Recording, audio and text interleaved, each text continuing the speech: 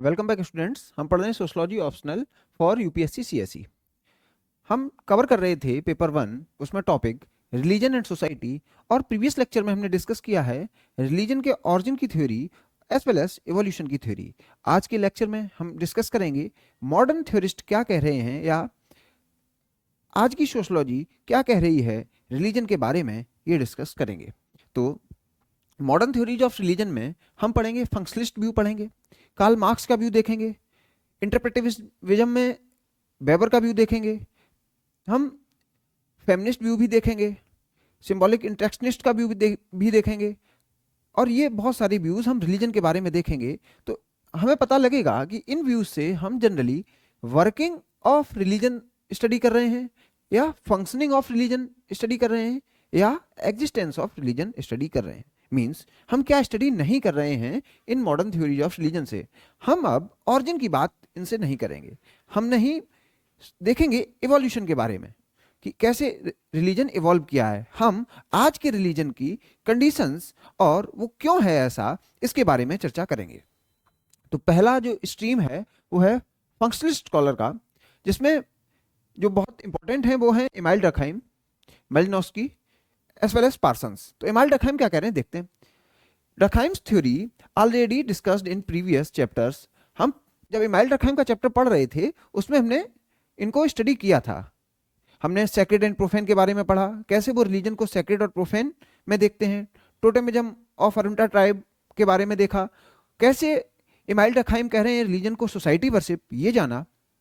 तो ये सब चीजें हम पहले पढ़ चुके हैं। Durkheim's theory states origin of religion to be social forces that could not be understood by primitive men and they start attributing it to totems। अब देखिए, डर्कहाइम कह रहे हैं कि अगर रिलीजन का ऑरिजिन हुआ भी तो वो सोशल फोर्सेस की वजह से हुआ। सोशल फोर्सेस का मीनिंग क्या है? Collective solidarity, collective effervescence. लोगों को एक कलेक्शन, जब कलेक्टिविटी की बात आई तब उनकी एक अलग फीलिंग थी। वो फीलिंग एक अजीब सी फीलिंग थी और उससे वो पॉजिटिव फील कर रहे थे। उस फीलिंग को उन्होंने नाम दिया रिलीजन का। तो लोग जब एक साथ इकट्ठे होते हैं, कलेक्टिव इफर्विशेंस दिखाते हैं, वो ही सोसाइटी वर्शिप के रूप में हो जाती है। तो ये जो बात है रिलीजन की, ये बता रहे हैं इमाइल डर्कहाइम। तो इमाइल डर्कहाइम रिलीजन कैसे देख रहे हैं? Collective conscience, cooperation, social solidarity के फॉर्म में ही रिलीजन को देख रहे हैं। तो functions of religion email Durkheim कैसे देख रहे हैं? इन सभी की टर्म से वो फंक्शंस ऑफ रिलीजन को बता रहे हैं। अब देखते हैं, Durkheim discarded Tylor's view and as per him religion is present in both the societies. तो डर्कहाइम कह रहे हैं रिलीजन हर सोसाइटी में है। जैसे टाइलर का व्यू आपने देखा था, क्या था? अपर कल्चर, मिडिल कल्चर और लोअर कल्चर की बात वो कह रहे हैं। तो वो कह रहे हैं अपर कल्चर जब आएगा तब रिलीजन रिसीड कर जाएगा, तो क्या आ जाएगी? साइंस का दौर होगा। तो एज पर टाइलर रिलीजन एक समय खत्म हो जाएगा या रिसीड कर जाएगा। लेकिन डर्कहाइम क्या कह रहे हैं? आप गलत हैं, ऐसा नहीं होगा। रिलीजन अपना फॉर्म चेंज कर सकता है। पहले टोटेम में रिलीजन को देखा जाता था, अगर प्रिमिटिव रिलीजन की बात करें। आज मॉडर्न रिलीजन में हम उसको देखेंगे सिविक रिलीजन के फॉर्म में। तो ये कह रहे हैं आज का जो मॉडर्न रिलीजन है वो सिविक रिलीजन के रिस्पेक्ट में होगा। तो that is modern and traditional, hence religion and modern society can coexist with each other. तो डर्कहाइम कह रहे हैं कि रिलीजन और मॉडर्न सोसाइटी ये को एग्जिस्ट कर सकते हैं। तो एक अपना टॉपिक है रिलीजन इन मॉडर्न सोसाइटी, वहां पे हम ये डर्कहाइम का व्यू लिख सकते हैं। As per Durkheim religion can coexist with modernity. In Durkheim's view, secular of modern society is equivalent to sacred of traditional society। ये देखिए, बहुत इंपॉर्टेंट लाइन है। डर्कहाइम रिलीजन को कैसे बता रहे हैं? सैक्रेड और प्रोफेन में बता रहे हैं। तो सैक्रेड को ही वो रिलीजन का फॉर्म बता रहे हैं इन प्रिमिटिव सोसाइटी। अब कह रहे हैं जैसे जैसे सोसाइटी मॉडर्न होगी, वो जो सैक्रेडनेस थी, वो सैक्रेड सिंबल्स थे, वो सेकुलर सिंबल में कन्वर्ट हो जाएंगे। बस यही हो रहा होगा। ट्रेडिशनल सोसाइटी में जो सैक्रेड था आज वो सेकुलर बन गया है, लेकिन रिलीजन जस का तस बना हुआ है। तो ट्रेडिशनल सोसाइटी में जो सैक्रेड था, मॉडर्न सोसाइटी में वो सेकुलर हो गया। तो इसका एग्जांपल आप क्या लिख सकते हैं? सेकुलर क्या क्या है? कॉन्स्टिट्यूशन एक सेकुलर डॉक्यूमेंट है, स्टेट गवर्नमेंट सेकुलर है, सिविक रिलीजन सेकुलर हो सकता है जैसे नेशनलिज्म। ये सब सेकुलर नोशंस की बात कौन कर रहे हैं? डर्कहाइम। अब देखते हैं Malinowski. Malinowski studied Trobriand islanders. Malinowski ने ट्रोबियान आइलैंडर को स्टडी किया। ये जो लोकेशन है वो पपुआ न्यू गिनी के पास है in South Pacific. He found that religious practices are conducted primarily in two types of situations। तो ये कह रहे हैं religious practices दो situations में ही होती है। अब वो दो situations क्या हैं? एक है लाइफ क्राइसिस इवेंट, कि आप रिलीजन को तभी देखते हैं जब आपकी लाइफ में कोई क्राइसिस होती है। मींस वो आइलैंडर्स रिलीजन को तभी अप्रोच कर रहे थे जब उनकी लाइफ में क्राइसिस थी, या अनसर्टेनिटी या अनप्रिडिक्टेबिलिटी थी। मीन्स रिलीजन हमेशा नहीं है। रिलीजन किस में है? फंक्शनैलिटी में है। लोगों को इंडिविजुअल लेवल पर रिलीजन की जरूरत है, इसलिए वो रिलीजन को मान रहे हैं। ये कौन बोल रहा है? Malinowski. Birth, attainment of puberty, marriage, death. तो ये जो लाइफ क्राइसिस इवेंट्स हैं, मीन्स जहां पर एक बड़ी घटना होती है उस समय रिलीजन की जरूरत पड़ती है। तो ये इसको कहा गया लाइफ क्राइसिस। जब आपकी लाइफ में क्राइसिस हो तो आपको रिलीजन की जरूरत होगी। और वो क्राइसिस कब कब हो सकती है? आपका जब बर्थ हो, attainment of puberty in case of girls, marriage, death. These life crisis events mark very important transformation, that is transition and significant change in the life of an individual। तो एक इंडिविजुअल की life में जब एक significant change होता है तभी religion की जरूरत पड़ती है, और इसीलिए रिलीजन है। So in the religious celebration, members of the society come together to express solidarity। तो मेलिनोस्की की इस थ्योरी से ही डखाइम की थ्योरी भी ड्राइव होती हुई दिख रही है। With the individual most notable is death. तो डेथ एक ऐसा लाइफ क्राइसिस इवेंट है जहां पर रिलीजन की जरूरत पड़ती ही पड़ती है। These death rituals usually deny the fact of death, making it bearable for the bereaved individual। अब देखिए, किसी की डेथ हो जाती है तो उसकी फैमिली के जो लोग हैं वो बड़ा परेशान हो जाएंगे। अब जब वो परेशान हो जाएंगे और मान लीजिए धर्म नहीं है तो वो किसके सहारे जिएंगे? अब धर्म होता है, धर्म की वजह से एक गैदरिंग होती है, लोग एक साथ आते हैं, सॉलिडेरिटी को एक्सप्रेस करते हैं। इस वजह से वो डेथ को बियर कर पाते हैं और लोग कहते हैं आप चिंता मत करिए, भगवान है, मरने वाली आत्मा को शांति मिलेगी, वो स्वर्ग में पहुंचेंगे, जैसा लोगों का कहना होता है। तो वो अपनी सॉलिडरिटी को एक्सप्रेस करते हैं जिससे डेथ बहुत बियरेबल हो जाती है। नहीं तो डेथ जैसा एक लाइफ क्राइसिस इवेंट को किसी भी ह्यूमन के लिए झेलना मुश्किल है। तो ये मैंने यहां पे लिख दिया, हम सब आपके साथ हैं। जो सोशल सॉलिडरिटी की बात है, उनकी आत्मा पुनर्जन्म इसी परिवार में लेगी थोड़े ही दिनों में। तो लोग पुनर्जन्म का कंसेप्ट कहते हैं, बोले थोड़े दिन में ही आ जाएंगे, कोई नया बर्थ होगा तो वो दोबारा आएंगे, वो हमारे साथ ही तो हैं, वो हमारे साथ हैं आत्मा के रूप में, आत्मा तो अमर है, तुम उनकी चिंता मत करो। हम ऐसे अपनी सॉलिडरिटी को एक्सप्रेस करते हैं। अब ट्रोबियन आइलैंडर्स में उन्होंने देखा, एक तो लाइफ क्राइसिस इवेंट में रिलीजन की बहुत जरूरत पड़ी, दूसरा कुछ इवेंट्स में जैसे जहां पर अनसर्टेनिटी और अनप्रिडिक्टेबिलिटी थी वहां पर भी रिलीजन की जरूरत पड़ी।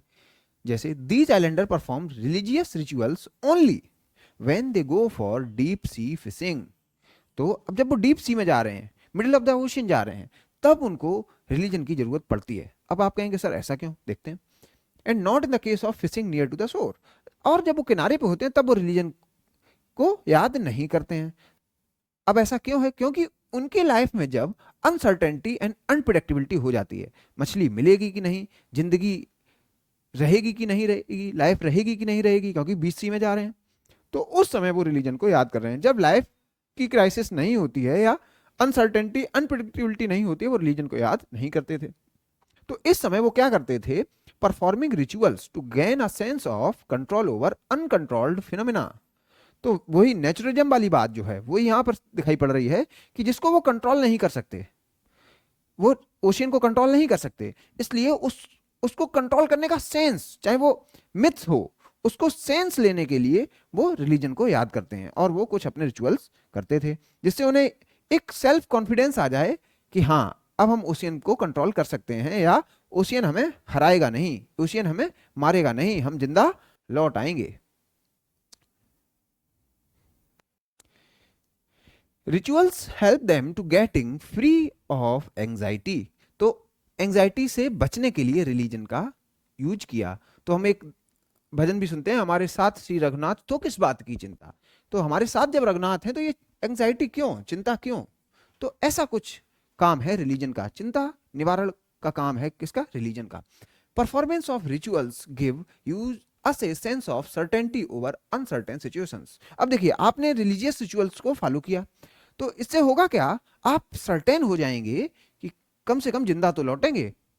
हमने कुछ रिचुअल्स को फॉलो किया जिसकी वजह से अगर मिडिल ऑफ द ओशन भी जाते हैं तो जिंदा लौट के आएंगे, क्योंकि हम वो रिलीजन के रिचुअल्स को फॉलो करके आए हैं। ये सेल्फ कॉन्फिडेंस हो जाता है आपके अंदर। तो ये जो बात है ये कौन बता रहे हैं, Malinowski. Functions of religion as per Malinowski, he is functionalist although rejects Durkheim's theory of religion. अब वो फंक्शनलिस्ट तो हैं लेकिन डकहाइम से उनका थोड़ा 36 का आंकड़ा रहता है। क्यों? डकहाइम जो है वो आर्म चेयर सोशलॉजिस्ट हैं। आर्म चेयर का मीनिंग क्या है, वो सेकेंडरी डेटा सोर्सेस पर डिपेंड करते थे। जैसे वह अरुंटा ट्राइब में कभी विजिट नहीं किए, उन्होंने किसी एक ट्रेवलर का डेटा उठाया, उस ट्रेवलर का नाम आप मुझे कमेंट सेक्शन में बताइए, उनका डेटा उठाया और उससे अपनी थ्योरी दे दी। अब उस थ्योरी के बेसिस पर उन्होंने बहुत सारी चीजें बता दी, सैक्रेड है, प्रोफेन है, टोटेम है, सोसाइटी वर्शिप है, ये सब चीजें हैं। आप जिस सोसाइटी में कभी गए नहीं उस सोसाइटी के बारे में इतना कुछ लिख डाला। इस बात का विरोध कर रहे हैं कौन, मेलिनोस्की। वो ये कह रहे हैं मैं तो जाता हूं, मैंने देखा कि वो आइलैंडर्स रिचुअल को परफॉर्म कर रहे थे। क्यों? क्योंकि लाइफ क्राइसिस की बात थी, अनसर्टेनिटी, अनप्रेडिक्टेबिलिटी की बात थी, इसलिए रिलीजन है, ना कि आपने कुछ मनगढ़ंत कहानियां गढ़ दी किसकी, सोसाइटी वर्शिप की। तो functions of religion as per Malinowski क्या हमने देखा, to deal with the life crisis. देखिए ये मोस्ट इंपॉर्टेंट कीवर्ड है, लाइफ क्राइसिस इवेंट्स का, और sense of control over uncontrollable phenomena. तो जो हम नेचुरलिज्म में पढ़े हैं लगभग आपको यही बात यहां पर देखने को मिलती है। अब देखिए इसके बाद हम फंक्शनलिस्ट थ्योरी में पार्सन्स की थ्योरी और पढ़ेंगे। तो पार्सन्स की जो थ्योरी है वो कॉपी पेस्ट है किससे, डकहाइम और मेलिनोस्की से। कैसे? पार्सन्स कह रहे हैं रिलीजन के दो फंक्शन है, एक तो सोशल सॉलिडरिटी। तो सोशल सॉलिडरिटी वाली जो बात है उन्होंने कॉपी कहां से की, इमाइल डकहाइम से। दूसरी वो कह रहे हैं साइकोलॉजिकल कंफर्ट। तो साइकोलॉजिकल कंफर्ट हम कहां पढ़े हैं, मेलिनोस्की की थ्योरी में, to sense of control over uncontrollable phenomena, anxiety से बचने के लिए। ये जो बात इन वर्ड्स में कह रहे हैं पार्सन्स साहब, बस उसको कुछ और शब्दों में कह दिए हैं। तो पार्सन्स की जो रिलीजन की थ्योरी है वो कहीं ना कहीं बेस है सोशल सॉलिडरिटी और psychological comfort of Malinowski and Durkheim. ये मैंने यहां पर आपको बताया। अब हम पार्सन्स की रिलीजन की थ्योरी पढ़ेंगे, उससे पहले हम थोड़ा सा देखते हैं मेलिनोस्की के बारे में। इनकी थ्योरी को एक बार रिवाइज करते हैं जल्दी से। हमने जाना इन्होंने फोकस किया है फंक्शंस पर, अकेले फंक्शंस पर बात किया है। इन्होंने ऑरिजिन की बात नहीं की और इवोल्यूशन की बात नहीं की। दूसरा, इन्होंने मिथ की भी बात की है। आप अभी मिथ है जो चार्टर ऑफ सोसाइटी, ऐसे एक इनका एक स्टेटमेंट है, उसको भी हम पढ़ेंगे। तो ये मिथ पर कह रहे हैं कि रिलीजन एक मिथ भी हो सकता है, लेकिन वो एक सोशल ग्लू का काम कर रहा है, वो कुछ फंक्शंस कर रहा है, इसको हम इसीलिए हम इसको स्टडी कर रहे हैं। तो ऐसे कुछ रिलीजन के बारे में ये बोलते हैं। और इन्होंने किस पर फोकस किया है, इन्होंने सोशल इंस्टीट्यूशन की स्टडी की है। और लेकिन सोशल इंस्टीट्यूशन की स्टडी की है वो की है biological need of individuals, means individual की नीड कैसे एक सोशल इंस्टीट्यूशन कैटर कर रहा है, ये इन्होंने ज्यादा फोकस किया है। और फिर इनकी फैमिली पर भी एक अच्छी खासी रिसर्च है, कॉर्नरस्टोन थ्योरी उन्होंने फैमिली पर दी है। तो ये हम जब फैमिली चैप्टर पढ़ेंगे उसमें तो देखेंगे ही। तो ये बात रही मेलिनोस्की की। अब फिर से आते हैं पार्सन्स पर। Parsons theory similar to Malinowski, मैंने आपको बता दिया। पार्सन्स यहां से मेलिनोस्की की थ्योरी उठा रहे हैं। As a religion addresses the problems of our society. अब रिलीजन प्रॉब्लम सॉल्यूशन के लिए है, ये कौन बोला है, पार्सन्स। तो प्रॉब्लम सॉल्यूशन क्यों, एंजाइटी को कंट्रोल करने के लिए, दैट इज अनफॉरसीएबल इवेंट्स, अनसर्टेनिटी, इन पर विजय प्राप्त करने के लिए, इन पर विक्ट्री के लिए रिलीजन है। As per him religion plays functionalist role in the society. ये कह रहे हैं रिलीजन फंक्शनलिस्ट रोल निभाता है सोसाइटी में। तो ये जो फंक्शनलिस्ट वाली बात है, इसलिए हम फंक्शनल स्कॉलर इनको कहते हैं। अब ये फंक्शंस कौन है, ये फंक्शंस हैं एजाइल फंक्शंस। अब इसको जरा एजाइल के बारे में जानते हैं, एजाइल क्या होता है। डकहाइम पार्सन्स ये कह रहे हैं 4 फंक्शनल प्री रिक्विसाइट्स हैं, 4 फंक्शनल प्री रिक्विसाइट्स। तो अगर कोई भी सोशल इंस्टीट्यूशन फंक्शन कर रहा है तो उसमें ये 4 चीजें जरूर होनी चाहिए, नहीं तो वो सोशल इंस्टीट्यूशन फंक्शन नहीं कर पाएगा। ये बोल रहे हैं पार्सन्स वो बोल रहे हैं उसमें एडेप्टेशन फंक्शन होना चाहिए, उसमें गोल अटेनमेंट फंक्शन होना चाहिए, उसमें इंटीग्रेशन फंक्शन होना चाहिए और लेटेंसी फंक्शन होना चाहिए। अब रिलीजन को वो कहाँ देख रहे हैं, वो रिलीजन को यहाँ देख रहे हैं लेटेंसी फंक्शन में। तो लेटेंसी फंक्शन में वो कह रहे हैं पैटर्न मेंटेनेंस, ये दो फंक्शंस बोल दे रहे हैं इसके अंदर, मेंटेनेंस एंड टेंशन मैनेजमेंट। ये हम जब पार्सन्स पढ़े थे तब मैंने आपको इन डिटेल समझाया है क्या होता है लेटेंसी फंक्शन या latency functional pre requisite tension management. Agile function, religion is a part of cultural system. अब आपको पता है पार्सन्स ने 4 सबसिस्टम्स बताए हैं, organismic system, personality system, social system and cultural system. Parsons religion को देखते हैं कल्चरल सिस्टम में, और कल्चरल सिस्टम में वो ये सिस्टम कौन से फंक्शंस कर रहा है, ये लेटेंसी फंक्शंस के लिए जाना जाता है। लेटेंसी फंक्शंस मींस ढर्रा चलता रहे, पैटर्न बना रहे और विवादों को सुलझाते रहें। तो लेटेंसी फंक्शन का क्या काम है, pattern maintenance and tension management. ये देखिए pattern maintenance and tension management. अब देखिए मैंने आपको ये तीनों थिंकर्स जब पढ़ाए, डकहाइम को भी बताया, मेडनॉस्की को भी बताया और पार्सन्स को भी बताया, तो आपको समझ में आ रहा होगा हम बस फंक्शंस पर ही डिस्कशन कर रहे हैं और किसी पर नहीं। जैसे ये सभी फंक्शंस हैं किसके, रिलीजन के। तो religion is like a stress removing pill. आपको कोई स्ट्रेस है, ये दवाई है आपके लिए, आप रिलीजन के पास जाइए, आपका स्ट्रेस खत्म हो जाएगा। पार्सन्स बोल रहे हैं religion is guideline for normative conduct. समाज में जो चीजें हो रही हैं, समाज के नॉर्म हैं, वो हमें कहाँ से पता लग रहे हैं, वो कहीं ना कहीं बहुत सारे सोशल इंस्टीट्यूशन हमें सिखा देते हैं। उसमें एक सोशल इंस्टीट्यूशन है रिलीजन। रिलीजन भी हमें नॉर्मेटिव कंडक्ट, नॉर्मेटिव बिहेवियर के बारे में बताता है। It is an agent of socialization. Religion हमें बताता है कि हमें कैसे लोगों को ग्रीट करना है, सोसाइटी कैसी है, और उस सोसाइटी के बारे में भी हमें रिलीजन बताता है। तो ये एक एजेंट की तरीके से है जो हमें सोसाइटी से रूबरू कराता है। तो ये एजेंट ऑफ सोशलाइजेशन है। Provide the members of society shared norms. इस रिलीजन से ही हमें पता लगता है सोसाइटी के शेयर्ड नॉर्म्स क्या हैं, कॉमन नॉर्म्स क्या हैं। जैसे मंदिर में जाना है तो चप्पल बाहर उतारनी है, ये एक शेयर्ड नॉर्म है, सभी को पता है। तो ये कहा कैसे पता लगा, ये कहीं ना कहीं रिलीजन ने ही हमको ये चीज बताई है। हमें हिंसा नहीं करनी है, ये बात किसने बताई है, ये शेयर्ड नॉर्म है हम सभी के बीच। ये कहां से पता लग रहा है, ये रिलीजन से ही पता लग रहा है। तो ऐसे कुछ शेयर्ड नॉर्म्स की बात बता रहे हैं कौन, Parsons. Values which guide their social conduct. तो जो हमारा समाज में बिहेवियर है वो कैसे है, उसमें कहीं ना कहीं एक रोल है रिलीजन का। आल्दो लॉ भी हमें सोशल कंडक्ट्स के बारे में बताता है, लेकिन रिलीजन हमें ज्यादा अच्छे से बताता है सोशल कंडक्ट्स के बारे में। अब कुछ रिलीजियस एग्जांपल देखते हैं। गीता के उपदेश, उसमें भी सोशल कंडक्ट के बारे में लिखा रहता है। 10 कमांडमेंट्स इन द क्रिश्चियनिटी और सरिया लॉ, ये सब चीजें हैं जो रिलीजन में लिखी हैं और बता रहे हैं कि हमारे कंडक्ट कैसे होंगे जब हम सोसाइटी में हों। तो रिलीजन किसका काम कर रहा है यहाँ पर, अगर इसको पार्सन्स की टेक्निकल लैंग्वेज में लिखें तो ये क्या है, पैटर्न मेंटेनेंस। जैसी सोसाइटी है वैसी चलती रहे, तो इसको मैं हिंदी में कहता हूं ढर्रा चलता रहे। पैटर्न मींस ढर्रा। Religion provides answers to difficult question. तो आप एंजाइटी में हो, रिलीजन के पास जाइए, आपको उसके आंसर मिल जाएंगे। And makes this the life of an individual meaningful. तो लोग अपनी लाइफ में कुछ मीनिंग ढूंढ पाते हैं। अगर आप रिलीजन को हटा लीजिए तो बहुत सारे लोगों की जिंदगी कुछ रह ही नहीं जाएगी। तो लाइफ को मीनिंगफुल बनाते हैं। It help us to adjust in unpredictable events. वही अनफॉर्सीन सिचुएशंस में रिलीजन हमारी मदद करता है, जैसे पेंडेमिक, डेथ एटसेट्रा। तो ये इन्होंने थ्योरी कहाँ से उठाई है, ये मेलनोस्की की जो थ्योरी है उसी को कॉपी पेस्ट कर दिया किसने, पार्सन्स ने। Parsons also gave structural functionalist view on religion as a combination of both Durkheim's as well as Malinowski religion theory.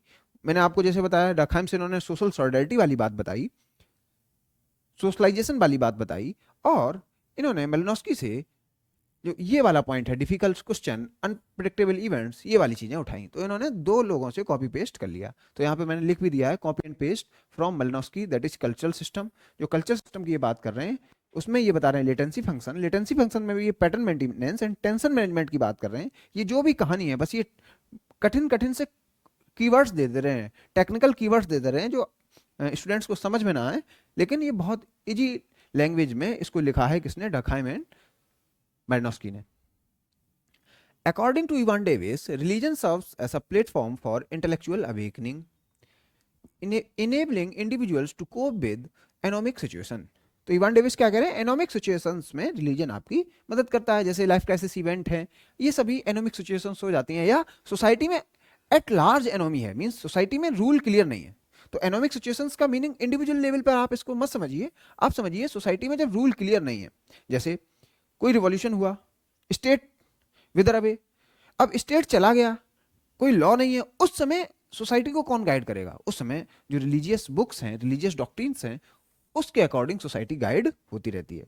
तो इन लाइफ क्राइसिस इवेंट में, एकोनॉमिक सिचुएशंस में रिलीजन अपनी मदद करता है। It also helps in reconciling the inherent contradiction present in everyday life. तो आपकी जिंदगी में जो दिन ब दिन के प्रॉब्लम्स हैं, उससे हमें जीतने में मदद करता है। तो मैंने हिंदी में लिख दिया, पारिवारिक झगड़े, इस बार एग्जाम नहीं निकल पाया तो खाटू श्याम अगली बार पार लगाएंगे। तो हम लोग जैसे एग्जाम कोई क्रैक नहीं कर पाते हैं, या फैमिली में कुछ डिस्प्यूट है, उनका भी सॉल्यूशन रिलीजन में ही ढूंढते हैं। तो चाहे सोसाइटी एट लार्ज के लेवल पर कोई सिचुएशन हो, या अपने पर्सनल लाइफ में, एवरीडे लाइफ में कोई प्रॉब्लम हो, सब मर्जों की एक दवा क्या थी, रिलीजन। तो हमने इसमें क्या देखा, रिलीजन के बस फंक्शंस ही हम स्टडी कर रहे हैं, अभी तक हमने किसी कन्फ्लिक्ट की बात नहीं की। जैसे हमने नहीं बताया कि रिलीजन की वजह से झगड़े भी होते हैं। इन बातों को ये फंक्शनलिस्ट स्कॉलर या तो साइडलाइन कर देते हैं या बताते नहीं है।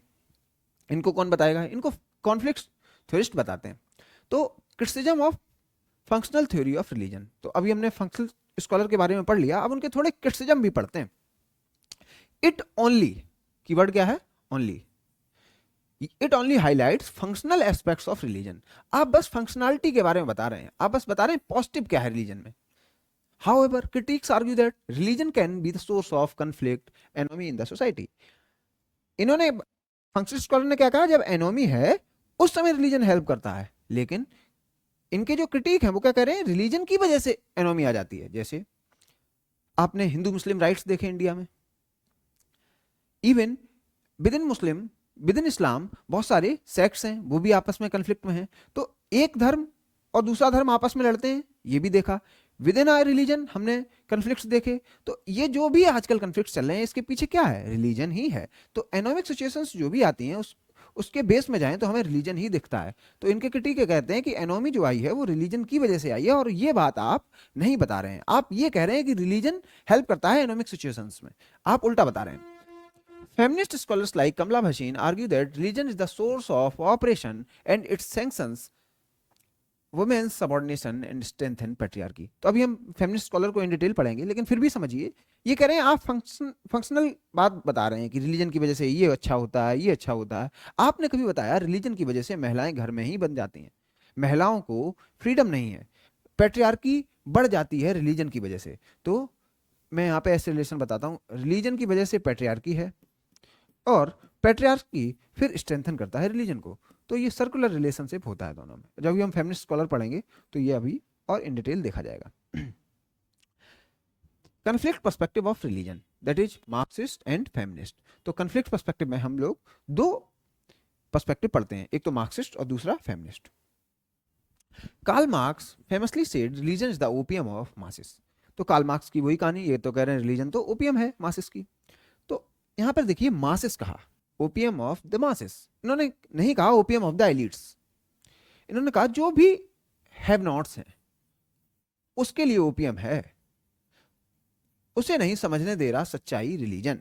जबकि इसका यूज कर रहे हैं अच्छी तरीके से कौन, हैव्स।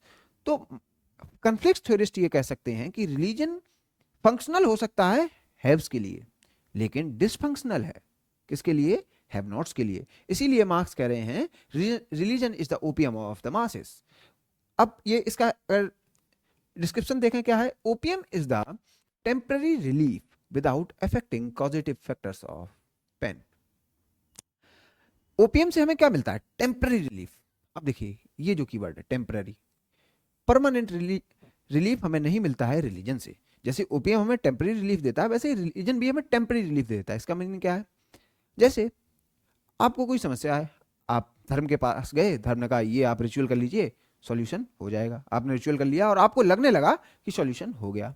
आप गरीब हैं, आप धर्म के पास गए तो धर्म ने आपको सॉल्यूशन दिया कि अगले जन्म में आपको शायद अमीरी मिल जाए। या आप गरीब हैं, आप धर्म के पास गए तो धर्म ने आपको बता दिया कि आप गरीब हैं अपनी किस्मत के कारण। आप गरीब हैं, आप धर्म के पास गए तो धर्म ने आपको एक टेम्पररी रिलीफ दे दिया और कह दिया आपके जो पुराने जन्म के कर्म हैं उसकी वजह से आप गरीब हैं।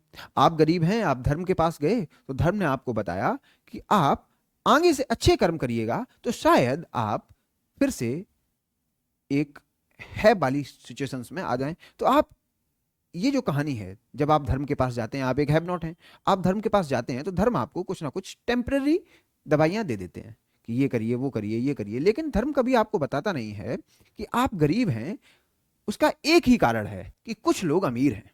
ये बात बता रहे हैं कार्ल मार्क्स।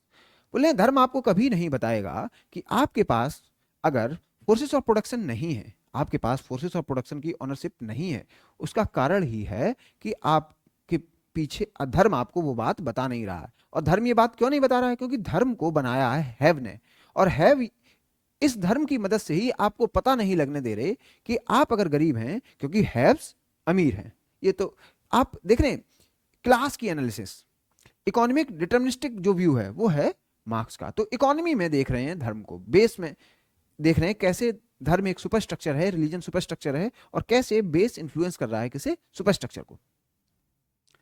तो ये जो मैंने यहां पर मीनिंग बता दिया ओपियम ऑफ मासेस का, तो ये टेम्पररी रिलीफ है ना कि परमानेंट। और टेम्पररी किसके द्वारा दिया जा रहा है? चालाकियां ये किसकी हैं? कुछ हैव्स की। Religion gives false sense of happiness. तो आपको लग रहा होगा कि हम आज रिचुअल कर लेंगे तो खुश हो जाएंगे, तो आपको ये फॉल्स सेंस है, ये टेम्पररी रिलीफ है। आपने रिचुअल कर लिया, थोड़े बहुत सुखी हो गए और परमानेंट दुखी हो जाते हैं। फिर आप उसी कैपिटलिस्ट के पास जाएंगे, उसकी फैक्ट्री में जाएंगे, काम करेंगे, फिर से दुखी हो जाएंगे। फिर से आपको एक रिलीजन में कुछ एक दवाई दी जाएगी, फिर से करेंगे, फिर थोड़े बहुत सुखी हो जाएंगे, फिर से दुखी हो जाएंगे। तो परमानेंट आपके पास सॉरो है और टेम्पररी रिलीफ है due to religion. Support and provide illusion of comfort. तो रिलीजन आपको कंफर्ट का इल्यूजन देता है, आपको लगेगा कि हमें कुछ कंफर्ट मिले रिलीजन से, लेकिन ऐसा इन रियलिटी नहीं होता है। ये कौन बोल रहा है? कॉन्फ्लिक्ट पर्सपेक्टिव में particularly Karl Marx. Religion is a part of superstructure. तो ये सुपर स्ट्रक्चर क्या बीमारी है? मैंने आपको बताया था कि एक टेक्निकल टर्म है जो मार्क्स बता रहे हैं। कैसे? मार्क्स कह रहे हैं बेस, बेस या कहिए इंफ्रास्ट्रक्चर। बेस में ये किसको देखते हैं? इकोनॉमी, इकोनॉमी को ही देखते हैं। और सुपर स्ट्रक्चर में ये बची हुई चीजें हैं। इकोनॉमी के अलावा हम क्या देखते हैं?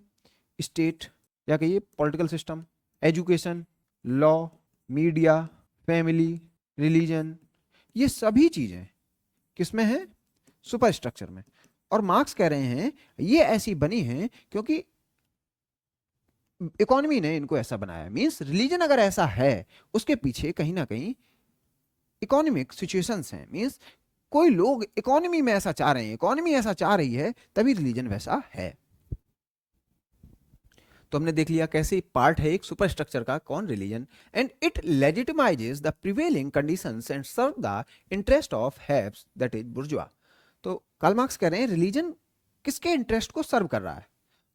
इन रियलिटी रिलीजन बस बुर्जुआ के इंटरेस्ट को सर्व करता है, लेकिन हैव नॉट्स को या पर्टिकुलरली कैपिटलिस्ट सोसाइटी में प्रोलेटेरिएट को ये लगेगा या इल्यूजन होगा कि ये हमारे लिए बनाया गया है या ये हमें मदद करता है।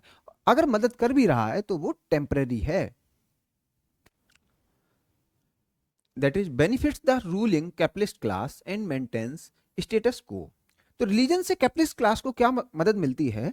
कैपिटलिस्ट क्लास स्टेटस को मेंटेन कर पाते हैं। स्टेटस को का मीनिंग क्या है? जो भी जिसके पास है वैसा ही रहता है। हैव नॉट्स के पास गरीबी है तो वो गरीबी में खुश रह जाता है, और हैव्स के पास फोर्सेस ऑफ प्रोडक्शन की ऑनरशिप है, उनसे कोई छीन नहीं पाता, क्योंकि रिलीजन कुछ ना कुछ टेम्पररी सॉल्यूशन बता देता है। और रिलीजन की वजह से ही सोसाइटी में रिवॉल्यूशन नहीं हो पा रहा है। तो क्लास कन्फ्लिक्ट सही से नहीं हो पा रहा है, रिवॉल्यूशन नहीं हो पा रहा है, कम्युनिस्ट सोसाइटी नहीं बन पा रही है। इसके पीछे एक कारण है, वो है बेस में, और बेस ही सुपर स्ट्रक्चर को इन्फ्लुएंस कर रहा है। Religion is the tool used by the bourgeois. तो रिलीजन को यूज किया जाता है उन हैव्स के द्वारा for continuance of false class consciousness among the proletariat. अब देखिए, proletariat means have nots. Have nots का मीनिंग क्या है? इस कैपिटलिस्ट सोसाइटी में जितने भी प्रोलेटारिएट हैं वो डिवाइड कर दिए जाते हैं। आप एक फैक्ट्री में चलिए, फैक्ट्री में आप सोचिए एक गार्ड है, एक मैनेजर है, एक इंजीनियर है और बहुत सारे डेजिग्नेशन हैं। अब इतने सारे डेजिग्नेशन किसने बनाए हैं? एक हैव ने। उसने हैव नॉट्स को बहुत सारे पार्ट्स में डिवाइड कर दिया है। इंजीनियर को लगता है वो मैनेजर से अलग है, मैनेजर को लगता है वो इंजीनियर और गार्ड से अलग है, टेक्नीशियन को लगता है वो इंजीनियर और मैनेजर से अलग है, गार्ड को लगता है वो उन तीनों से अलग है। तो वो कभी एक साथ मिलके बैठ नहीं पाते और कभी सोच नहीं पाते वो सेम हैं, वो सभी इक्वल हैं, इक्वली पुअर हैं, उनके पास फोर्सेस ऑफ प्रोडक्शन की ऑनरशिप नहीं है। ऑनरशिप तो उन 1000 लोगों में बस एक कैपिटलिस्ट की है, तो 1000 वो एक हो जाएं तो वो एक कैपिटलिस्ट से सब छीन सकते हैं। ये जो बात है ये बता रहे हैं कार्ल मार्क्स, और इसको रियलाइज नहीं होने दे रहा है कौन? रिलीजन। और ये रिलीजन कैसे कर पा रहा है? क्योंकि ऐसा चाह रहे हैं वो कुछ हैव्स। तो ये जो आप लोगों को यूनाइट नहीं होने दे रहा है ये है फॉल्स क्लास कॉन्शियसनेस। मींस आप अपनी क्लास के बारे में गलत तरीके से अवेयर हैं, मींस आपको अपनी क्लास के बारे में नहीं पता। आप अपने आप को गार्ड देखते हैं, मैनेजर देख रहे हैं, इंजीनियर देख रहे हैं, टेक्नीशियन देख रहे हैं, कोई मिडिल क्लास कह रहा है, कोई अपर मिडिल क्लास कह रहा है, कोई लोअर क्लास कह रहा है, कोई कुछ कह रहा है, कुछ वर्किंग क्लास कह रहा है। ये सब क्लास में जो आप बट गए हैं ये फॉल्स है। आप तो सब एक ही क्लास हैं, हैव नॉट्स। और आपकी गरीबी ही आपको एक जैसा बना सकती है। आप इक्वली पुअर हैं। अब आप कहेंगे सर इक्वली पुअर कैसे? मैनेजर के पास तो सैलरी बहुत ज्यादा है और एक गार्ड के पास सैलरी कम है। तो कार्ल मार्क्स या मार्क्सिस्ट स्कॉलर ये कहते हैं उसकी सैलरी कम है तो उसकी बाइंग कैपेसिटी कम है, तो वो बाजार में खरीदता भी कम है। मैनेजर के पास अगर सैलरी भी ज्यादा है, मान लीजिए उसकी सैलरी 2 लाख रुपया है, तो 1,99,999 रुपए की शॉपिंग उसी कैपिटलिस्ट के दरवाजे जाके फिर कर लेता है। तो उसे जो सैलरी कैपिटलिस्ट दे भी रहा है वो दूसरे हाथ से उससे खींच भी ले रहा है। 2 रुपए की चीज 2 लाख में बेच रहा है वही कैपिटलिस्ट, जिससे एक हैव नॉट्स उसके फैक्ट्री में जिंदगी भर लैपटॉप मशीन्स पर लगा रहे और अपनी जिंदगी को उसी के हाथ में सौंप दे। तो ये जो कहानी है ये मार्क्सिस्ट की कहानी है। Religion helps in perpetuating inequality in the base. तो इससे पता लग रहा है रिलीजन क्या कर रहा है। रिलीजन किसी के लिए फंक्शनल नहीं है। एज पर मार्क्सिस्ट एंड कार्ल मार्क्स ये कह रहे हैं ये तो इनइक्वालिटी बढ़ा रहा है। जिसके पास है उसे और दे रहा है और जिसके पास नहीं है उससे और छीन ले रहा है। जैसे आप गरीब हैं, आप रिलीजन के पास गए तो रिलीजन ने कहा वो रिचुअल कर लीजिए। अब रिचुअल अगर करेंगे तो आपको लग रहा है खर्चा तो होगा ही होगा, आप पहले ही से गरीब थे, उस रिचुअल के चक्कर में फंस गए और गरीब हो गए। और रिचुअल आपने किए तो आप मार्केट में गए, मार्केट में आपने कुछ सामग्रियां खरीदी, कुछ चीज खरीदी, और वो जो चीज खरीदी गई वो बनी किसकी? एक कैपिटलिस्ट की इंडस्ट्री में। तो रिलीजन ने इनडायरेक्टली पैसा पहुंचाया किसके पास? कैपिटलिस्ट के पास। और छीन किससे लिया? आपसे। तो ये जो है इससे क्या हो रहा है, जो कैपिटलिस्ट हैं, जो हैव्स हैं, वो और रिच हो रहे हैं और हैव नॉट्स और गरीब बन रहे हैं, जिससे इकोनॉमिक इनइक्वालिटी बढ़ रही है। इकोनॉमिक इनइक्वालिटी बढ़ रही है किसकी वजह से? रिलीजन की वजह से। ये हम लोग पढ़े हैं। एज पर Marx it is man who makes religion, religion does not make man. Religion often justifies the unequal social order by saying it as divinely ordained as God's will. तो मार्क्स क्या कह रहे हैं? रिलीजन अनइक्वल सोशल ऑर्डर को justify करता है और वो कहता है रिलीजन कि ये तो भगवान की मर्जी है कि क्लास सिचुएशंस जैसी बनी हुई हैं। जैसे rich man in his castle the poor man at his gate.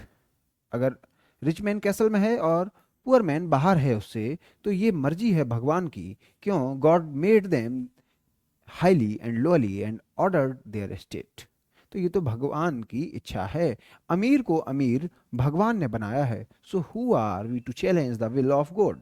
तो हम छोटे से मानव हैं, हम उस सुप्रीम पावरफुल गॉड की मर्जी को कैसे डिनाई कर सकते हैं? तो इस सेंस में क्रिटिसाइज कर रहे हैं conflict theorist like marks. Karma theory in Hinduism. कर्म थ्योरी ऑफ हिंदुइज्म क्या है? अगर आप मान लीजिए हैव नॉट्स हैं तो आप क्या कहेंगे? मेरे पास इकोनॉमिक रिसोर्सेस की ऑनरशिप नहीं है, शायद इसके पीछे मेरे पुराने जन्म के कर्म रहे होंगे। तो कर्म थ्योरी ऑफ हिंदुइज्म को भी रिलेट कर सकते हैं conflict theory of marks. Religion give hope of divine intervention. Hope की बात है। रिलीजन हमें होप देता रहता है किसकी? भगवान मदद करेगा। भगवान अपनी मदद करेगा to solve the problems in this worldly affair. तो ये जो भी प्रॉब्लम्स हैं वो डिवाइन इंटरवेंशन से सॉल्व हो जाएंगी। तुम कैपिटलिस्ट को खुद से सजा मत दो। तो इसका इनडायरेक्ट मीनिंग क्या है? तुम रिवॉल्यूशन में मत लग जाओ, ये तो भगवान के ऊपर छोड़ दो। अगर कैपिटलिस्ट बुरा भी कर रहे हैं तो उसकी सजा उसे भगवान देगा, क्योंकि भगवान सबके पापों की गिनती करता रहता है। भगवान के घर में देर है पर अंधेर नहीं। चलिए, आपको लग रहा है कि देरी हो रही है, लेकिन आप समझ जाइए कि उसके घर में देर है लेकिन अंधेर नहीं है। तो ये कुछ सेंटेंस बना दिए जाते हैं। तो एज पर कॉन्फ्लिक्ट थ्योरिस्ट ये सब कहानी रची गई है कुछ हैब्स के द्वारा। Religion prohibits the notion of revolution by proletariat as it makes them status quoist।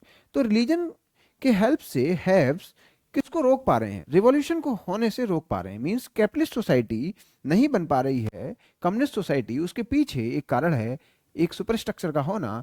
वो सुपर स्ट्रक्चर क्या है? रिलीजन। अब जैसे हिंदू रिलीजियस बिलीफ में आप देखेंगे अवतार सिस्टम का कंसेप्ट है। तो हम कहते हैं जब बुराइयां बहुत ज़्यादा हो जाएंगी समाज में तो कोई भगवान अवतार लेंगे। तो हम भी डिपेंड हो जाते हैं किसके ऊपर? एक गॉड डिवाइनली इंटरवेंशन के ऊपर, या फिर गॉड के अवतार लेने के ऊपर। और क्या है? फाल्स क्लास कॉन्शियसनेस और फाल्स होप बाय रिलीजन। ये बता रहे हैं कौन? Conflict theorist. Religion provides illusion of wonderful after life and asks to completely follow the current oppressive rule. तो रिलीजन से ही क्या हो पा रहा है? जो स्वर्ग की बातें हैं कि इस जिंदगी के बाद आपको अच्छी जिंदगी मिलेगी अगर आप रिलीजन को फॉलो करते रहे। तो आपको इस लाइफ की जो सफरिंग है उसको सहने में मदद करता है रिलीजन, और आपको सपने दिखाए जाते हैं एक अच्छी आफ्टर लाइफ की। तो इस कहानी को गढ़ता कौन है? रिलीजन। और ये इल्यूजन दिया जाता है आपको। God will intervene if there is oppression, you should not rise against oppression. तो आपसे कहा जाता है ये तो भगवान पर छोड़ दो, जो भी पाप करेगा उसको सजा भगवान ही देगा। It makes their oppression bearable by giving false hope of beautiful after life. अब देखिए, इस फॉल्स होप को कह रहे हैं रिलीजन। वो कह रहे हैं ये तो फॉल्स होप है और ये आपको बस ब्यूटीफुल आफ्टर लाइफ की कहानी बताएगा। अगर इस जन्म में कष्ट हैं तो शायद भगवान के घर में आराम लिखा है। अगर आप आज कष्ट झेल रहे हैं तो क्या पता आपको भगवान के घर में आराम मिले, मीन्स आफ्टर लाइफ आपको आराम मिल जाए। तो ये जो कहानी है ये किसने बनाई? हैब्स ने बनाई through superstructure like religion. If you conform to the rules and regulations of religion, then it will indirectly benefit capitalist class। ये कौन बोल रहा है? Marxist. Stealing is seen as against religion। देखिए, चोरी करना रिलीजन के खिलाफ बताया जाता है, मीन्स धार्मिक नहीं होता है। That is, stealing wealth from the capitalist will be seen against religion। जैसे आपको बचपन से ही बता दिया जाता है चोरी करना गलत है, छीनना गलत है। स्टीलिंग का मीनिंग यहाँ पर छीनने से समझिए। तो अगर ये बात आपको बचपन से ही डाल दी जाती है आपके दिमाग में थ्रू रिलीजन, इससे बाद में होता क्या है? आप कैपिटलिस्ट से मीन्स ऑफ प्रोडक्शन को या फोर्सेस ऑफ प्रोडक्शन को छीन नहीं पाते, क्योंकि ये तो धर्म में लिखा ही नहीं है। Work is worship. वर्क को वर्शिप कहा जा गया है रिलीजन में। जैसे आप capitalist Protestant ethic and spirit of capitalism जब टॉपिक पढ़ेंगे तो आपको पता लगेगा वर्क इज वर्शिप एक इथिक है किसमें? कैपिटलिस्ट में। इवन हिंदू रिलीजन में भी वर्क इज वर्शिप की कहानी है। You should work hard to make greater profit for capitalist. लेकिन मार्क्सिस्ट कह रहे हैं ये तो आपको सिखा दिया गया, वर्क ही गॉड है, वर्क ही वर्शिप है, उसकी ही पूजा करो। अगर 24/7 कैपिटलिस्ट के यहाँ आप वर्शिप करते रहिए, आपका इसमें क्या होगा? ये तो भला बस किसका होगा? उस कैपिटलिस्ट का, उस हैव्स का। You should work hard to make greater profit for capitalist. अब देखिए, वर्क इज वर्शिप। मान लीजिए आपने बहुत ज्यादा काम किया, वर्क कर दिया बहुत ज्यादा, क्योंकि आपने उसको वर्शिप माना। उससे क्या होगा? एक हैव को बहुत ज्यादा प्रॉफिट मिलेगा। अब उसको प्रॉफिट बहुत ज्यादा मिलेगा क्योंकि आपने उसके यहाँ काम किया, तो उस प्रॉफिट को रीइन्वेस्ट करेगा क्योंकि वो है कैपिटलिस्ट। तो रीइन्वेस्ट से वो क्या लाएगा? एक मशीनरी। और मशीनरी क्या करेगी? आपको रिप्लेस कर देगी। मीन्स आपकी जॉब चली जाएगी आपके हाथों से, क्योंकि आपने बहुत ज्यादा काम कर दिया है। तो आपका ज्यादा काम करना आपके लिए ही खतरनाक है। ये भी एक थॉट प्रोसेस है किसका? कॉन्फ्लिक्ट थ्योरिस्ट का। बोले इन कैपिटलिस्ट की इंडस्ट्री में उतना ही काम करो जितना जरूरी है। तो एक मॉडर्न कंसेप्ट है क्वाइट क्विटिंग करके है। क्वाइट क्विटिंग में क्या कहा जाता है कि उतना ही काम करिए जितना जरूरी है और चुपचाप शांति से बैठ जाइए। बहुत ज्यादा कैपिटलिस्ट के यहाँ काम करने की जरूरत नहीं है। अपने लोकल लैंग्वेज में कहा क्या कहा जाता है, बने रहो पगला, काम करेगा अगला। तो पगले बने रहिए, ज्यादा कैपिटलिस्ट के यहाँ हाथ पैर चलाने की जरूरत नहीं है। माई property should remain with me and your property should remain with you. तो रिलीजन से क्या चीज पता लगती है? रिलीजन कहता है कैपिटलिस्ट की प्रॉपर्टी कैपिटलिस्ट के पास रहेगी, आपकी प्रॉपर्टी आपके पास रहेगी। रिलीजन के चक्कर में पड़े रहिए, वो बनता रहेगा है, फिर मीन्स इनइक्वलिटी और बाइडन होती जाएगी, वो और भी मीन्स ऑफ प्रोडक्शन को ऑन करता रहेगा और आप और ज्यादा पुअर बनते जाएंगे। Religion is inherently a conservative force and status quest. तो ये कंजर्वेटिव फोर्स है, ये जो भी सोशल ऑर्डर चल रहा है उसको चलाने में मदद करता है। कौन? Religion. No scope of revolution, religion की वजह से ही रिवॉल्यूशन नहीं हो पा रहा है और एक कम्युनिस्ट सोसाइटी नहीं बन पा रही है। Religion does promote passivity. अब देखिए क्या कहा, रिलीजन पैसिविटी को बढ़ाता है, मीन्स रिलीजन सोशल चेंज को रोकने में मदद कर रहा है। अनकंडीशनल एक्सेप्टेंस, तो रिलीजन की वजह से ही रिवॉल्यूशन नहीं हो पा रहा है। लोग जो भी उनकी सिचुएशंस हैं उनको एक्सेप्ट करते हैं अनकंडीशनली, कोई कंडीशन नहीं लगा के एक्सेप्ट करते रहते हैं। Acceptance of what happens without any resistance, उनकी जिंदगी में जो भी कुछ हो रहा है कुछ भी रजिस्ट नहीं करते और उसको एक्सेप्ट करते जाते हैं। नो स्कोप ऑफ रिवॉल्यूशन, इसकी वजह से रिवॉल्यूशन नहीं हो पा रहा है और कैपिटलिस्ट सोसाइटी कम्युनिस्ट सोसाइटी नहीं बन पा रही है। अगेंस्ट कैपिटलिस्ट रेजिम, तो जो एक्सप्लॉइटेटिव कैपिटलिस्ट रेजिम है उसके खिलाफ रिवॉल्यूशन नहीं हो पा रहा है। इसके कारण बस एक ही है, वो है religion. Religion often glorifies pain, suffering and poverty. अब देखिए रिलीजन किसको ग्लोरीफाई करता है? एक हैव नॉट के हुए पेन को, उसकी सफरिंग्स को और उसकी पॉवर्टी को। कैसे? आप गरीब हैं, भगवान की इच्छा, तो एक नया कंसेप्ट है, इसको कहा जाता है हैप्पी पॉवर्टी। लोग अपनी पॉवर्टी में खुश बने रहते हैं। तो आपकी पॉवर्टी आपके पास और उसकी प्रॉपर्टी उसके पास। अब देखिए कैसे पेन, सफरिंग एंड पॉवर्टी को ग्लोरीफाई करता है religion. Bible, it is easier for a camel to enter the eye of a needle than to the rich. अब देखिए ये कह रहे हैं रिच तो कभी भी भगवान के पास जा ही नहीं सकता। तो आप समझिए रिच होना इतना खराब बता रहे हैं कौन? बाइबल में। Man entering the gates of heaven, heaven में रिच की जगह नहीं है, यह बहुत डिफिकल्ट है रिच के लिए। तो जो हैव नॉट्स हैं उनको कहा जाता है देखिए हेवन तो आपको मिलेगा। तो आफ्टर लाइफ का जो सुख की कहानी है वो सुख बताया जाता है किसको? हैव नॉट्स को। ये स्टेटमेंट से आपको पता लगा। Poverty is glorified as virtuous, poverty तो वर्चुअस बताई जा रही है क्योंकि भविष्य में आपको स्वर्ग मिलेगा। Bible, the meek shall inherit the earth, ये लिखा है इसमें, क्या लिखा है? The meek shall inherit the earth. दयालु और विनम्र लोग अंततः बेहतर स्थिति में होंगे। तो ये कह रहे हैं कि लास्ट में वही लोग होंगे अच्छी स्थिति में जो दयालु और विनम्र होंगे। और दयालु और विनम्र हो कौन रहा है? Have nots. किसके प्रति? Have nots. किसके प्रति? हैव्स के प्रति। दयालु बने रहिए, उसके यहाँ काम करते रहिए, उससे कभी ना कहिए हमें भी चाहिए इक्वलिटी, तो आप रिलीजन की मदद लेते रहिए। महात्मा गांधी क्या कहते थे? गॉड को वो दरिद्र नारायण कहते थे, दरिद्र के नारायण। तो महात्मा गांधी ने भी गॉड को, गॉड कहा किसका? दरिद्रों का, मीन्स पुअर का। God reside in the poor, hence if you want to serve the God then serve the poor. तो गॉड और पुअर की कहानी जोड़ दी और पुअर को बहुत ज्यादा करीब कर दिया गॉड के, इसलिए वह एक्सप्लॉइटेटिव सिस्टम को सह रहा है। Importance of material word is down played. अब इस रिलीजन आने के बाद हुआ क्या? ये जो मटेरियल वर्ड है इसकी इंपॉर्टेंस रिलीजन में डाउन प्ले कर दी गई। तो जो पुअर है वो कह रहा चलिए कोई बात नहीं, ये तो क्षणिक है, जिंदगी मटेरियल वर्ड थोड़ी ना होती है, वो कुछ ऐसी बातें करने लगता है। For Marx, religion is used by ruling class to further their interest and work for their interest of haves. तो ये कह रहे हैं ये रिलीजन तो बस हैव्स के लिए ही बना है। Makes people passive and obedient, बोले इस रिलीजन से जो हैव नॉट्स हैं उनको आप पैसिव बना दीजिए, ओबीडियंट बना दीजिए। ओबीडियंट कैसे? वर्क इज वर्शिप, काम ही धर्म है, धर्म में लगे रहिए, काम को धर्म के आधार पर करिए, ऐसी कुछ बातें। अब अगर आप काम करेंगे तो आप किसके यहाँ करेंगे? एक कैपिटलिस्ट के यहाँ, एक कैपिटलिस्ट की इंडस्ट्री में, एक कैपिटलिस्ट के ऑफिस में। तो आप 24/7 अपनी ज़िंदगी कैपिटलिस्ट के यहाँ गुजार दीजिए और पैसिव और ओबीडियंट बने रहिए, क्योंकि आपकी धर्म की किताबों में ये लिखा है। In ancient times nexus between ruling class and priestly class, that is divine theory of kingship. चलिए, अभी तक जो भी हम बात कर रहे थे, कार्ल मार्क्स का व्यू देख रहे थे पर्टिकुलरली कैपिटलिस्ट सोसाइटी में। आप कहेंगे सर प्रीवियस सोसाइटी में क्या हो रहा था? प्रीवियस सोसाइटी में भी आप देखेंगे जो किंग का रूल था वो चल रहा था डिवाइन थ्योरी ऑफ किंगशिप से। कहा जाता था किंग अगर रूल कर रहा है, ये किंग की मर्जी नहीं है, ये गॉड की विल है। उसे तो भगवान ने कहा है रूल करने के लिए। अब जहां भगवान कह देगा तो वहां पर जो जनता है, गरीब जनता है, वो कभी भी विद्रोह नहीं कर पाएगी। वो तो कहेगी भाई भगवान ने कहा है तो राजा साहब सही ही कर रहे होंगे, हम अगर गरीब हैं तो ये भगवान की मर्जी है, क्योंकि भगवान ने ही राजा साहब को रूल करने के लिए बोला है।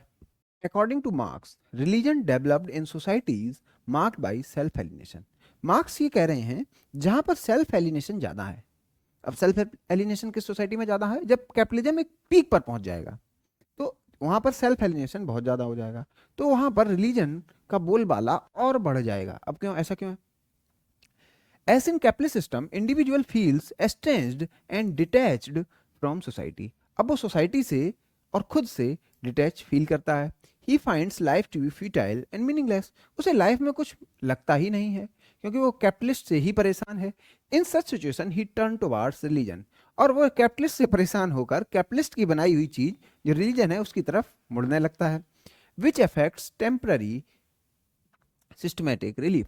और वह उसको टेम्पररी रिलीफ देता है, और ये जो रिलीफ है वो शायद कैपिटलिस्ट ही उसको दिलाता है, क्योंकि इस रिलीफ को पाकर वो फिर से कैपिटलिस्ट के सिस्टम में दोबारा आ जाता है, फिर कैपिटलिस्ट की फैक्ट्री में, कैपिटलिस्ट के ऑफिस में काम करने को आ जाता है। 5 दिन की धार्मिक यात्रा कराया, 6वें दिन ऑफिस में जाके कंप्यूटर पर 24/7 फिर काम करने लगता है। Religion is the reflection of relationship involved in the process of production. तो ये कह रहे हैं जैसे प्रोसेस ऑफ प्रोडक्शन में रिलेशनशिप ऑफ प्रोडक्शन है, मीन्स जैसे प्रोसेस ऑफ प्रोडक्शन एक्सप्लॉइटेटिव है, जैसे इकोनॉमी आपकी एक्सप्लॉइटेटिव है, वैसे ही सुपर स्ट्रक्चर मींस आपका रिलीजन भी एक्सप्लॉइटेटिव है। मींस एक्सप्लॉइटेशन दोनों में दिख जाता है। इससे क्या पता लग रहा है? इकोनॉमी में अगर एक्सप्लॉइटेशन है तो आपके कल्चर में, आपके सुपर स्ट्रक्चर में एक्सप्लॉइटेशन होगा। There will be no need of religion in communist society. अब देखिए, ये तो बात रही कैपिटलिस्ट सोसाइटी तक। ये कह रहे हैं कम्युनिस्ट सोसाइटी में रिलीजन की कोई जरूरत होगी ही नहीं। अब कम्युनिस्ट सोसाइटी में ऐसा क्या हो जाएगा जो रिलीजन की जरूरत नहीं होगी? As there would be no inequality and there would be no need of false hope. अब देखिए, इनइक्वालिटी थी, उस इनइक्वालिटी को बियर कराने के लिए कुछ हैव्स ने रिलीजन जैसी एक चीज बनाई और वो पकड़ा दी गई किसको? हैव नॉट्स को।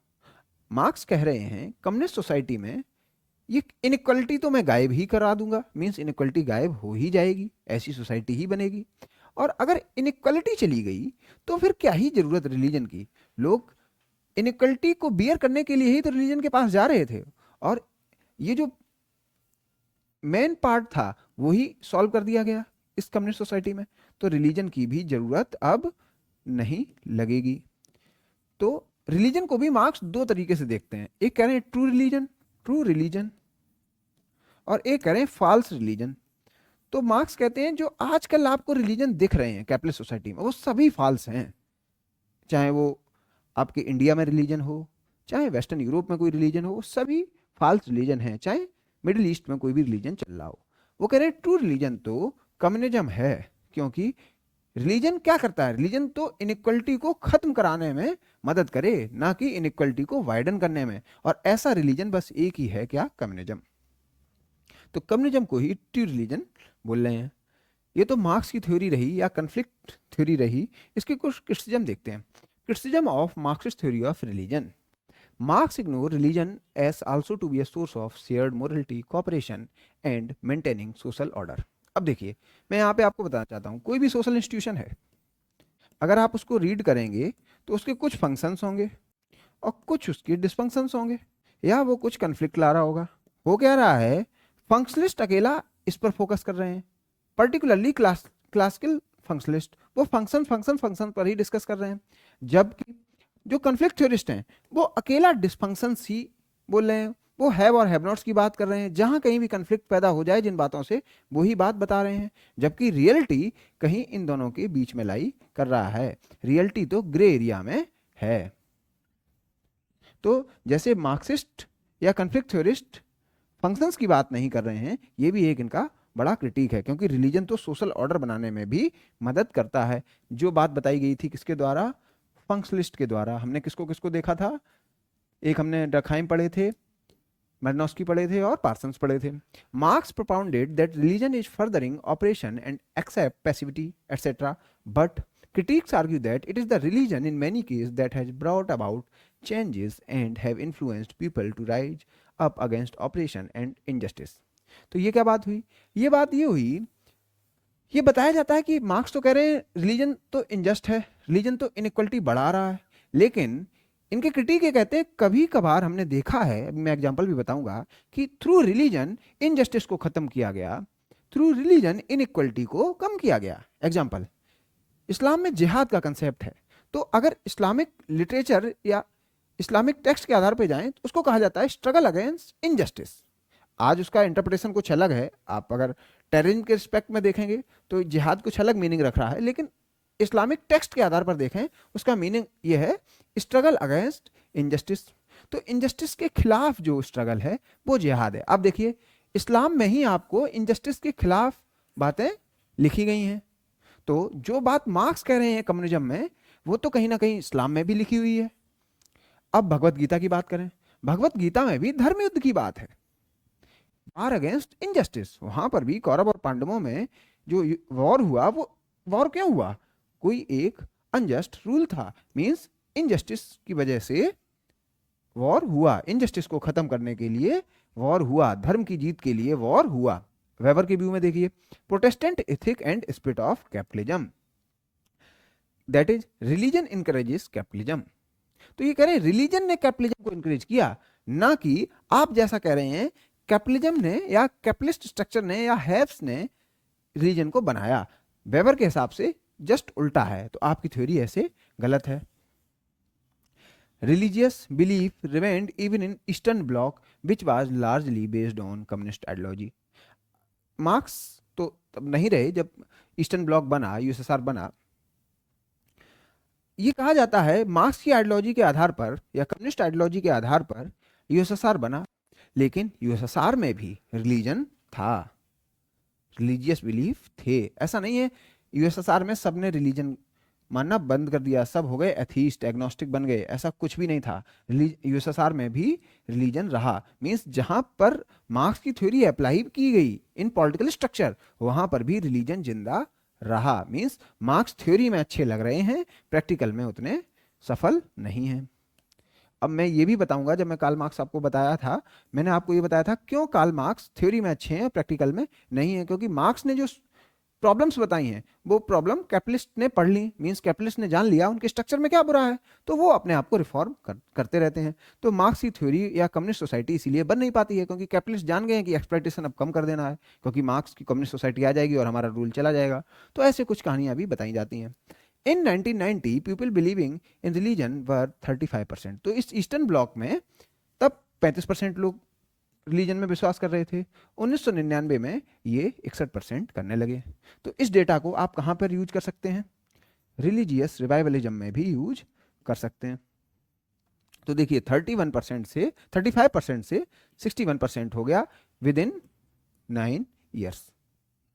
तो लोग जैसे ही यूएसएसआर का फॉल हुआ, डिसइंटीग्रेट हुआ यूएसएसआर, लोगों ने रिलीजन में विश्वास करना और बढ़ा दिया। अब नेक्स्ट लेक्चर में हम पढ़ेंगे rational choice theory, feminist view of religion, Weber's perspective of religion. ये 1 या 2 लेक्चर इसमें लगेंगे, क्योंकि वेबर का पर्सपेक्टिव हमें टाइम लगेगा इसको पढ़ने में। उससे पहले आप वेबर की जो मैंने थ्योरी आपको बताई थी आइडियल टाइप की, वो आप रिवाइज करके आइएगा, क्योंकि वेबर को अगर आपको समझना है तो उनकी आइडियल टाइप आपको पता होने चाहिए। क्या होता है आइडियल टाइप, क्यों ये डिफरेंट है रियल टाइप से, रियल टाइप और आइडियल टाइप में क्या सिमिलरिटी है, क्या डिफरेंस है, उसके बारे में देखेंगे। तो ये सब वेबर की थ्योरी हम पढ़ेंगे। फिर उसके बाद functions dysfunctions of religion, means ये 2 या 3 लेक्चर इसमें लग जाएंगे। फिर हम रिलीजन इन मॉडर्न सोसाइटी का टॉपिक स्टार्ट करेंगे, पर्टिकुलरली सेकुलराइजेशन। तो मिलते हैं नेक्स्ट लेक्चर में, उससे पहले आप रिवाइज करके आइएगा। Thank you.